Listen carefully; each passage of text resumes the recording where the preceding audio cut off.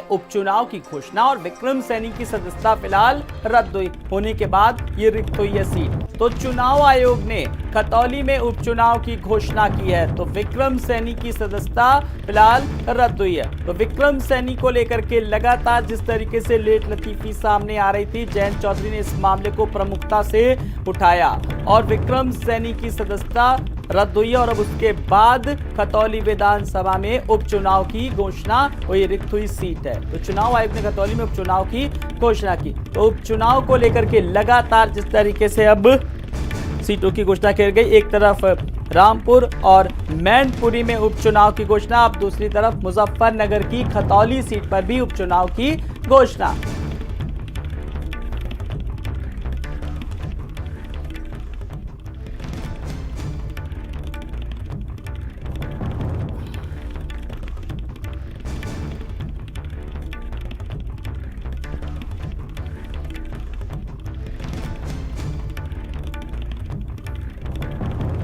तो मुजफ्फरनगर की खतौली सीट पर उपचुनाव की घोषणा।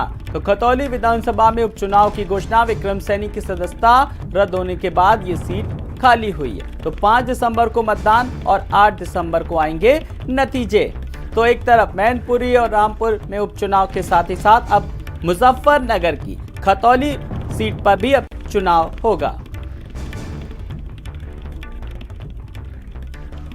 और ज्यादा जानकारी के लिए बात करेंगे स्टेट हेड वीरेंद्र सिंह जी से। वीरेंद्र जी, जिस तरीके से विक्रम सैनी की सदस्यता रद्द हुई, सीट रिक्त हुई और अब इधर बीच मैनपुरी और रामपुर के साथ साथ खतौली में भी चुनाव। बिल्कुल, भारत के निर्वाचन आयोग ने आज खतौली उपचुनाव के लिए ऐलान कर दिया है तारीखों का और 5 तारीख को दिसंबर को मतदान का भी ऐलान है और 5 दिसंबर को ही रामपुर में और मैनपुरी में भी उपचुनाव होगा।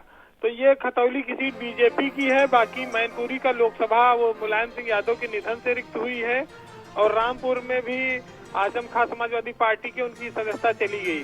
तो ये 3 उपचुनाव एक साथ होने हैं और ये एक तरह से एक लोकसभा और 2 विधानसभा इसमें आती हैं। तो इन तीनों में सबसे बड़ी स्टेक जो लगी है वो समाजवादी पार्टी की है, क्योंकि मुलायम की विरासत की सीट है मैनपुरी और उसके बाद रामपुर में आजम खां की।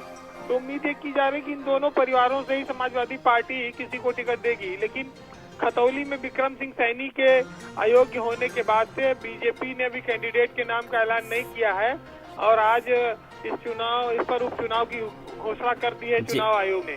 तो मुजफ्फरनगर की खतौली सीट भी इस उपचुनाव में अब शामिल हो गई है। एक साथ उत्तर प्रदेश में 3 उपचुनाव होंगे। जी, चलिए बहुत बहुत शुक्रिया वीरेंद्र जी इस तमाम सारी जानकारी के लिए।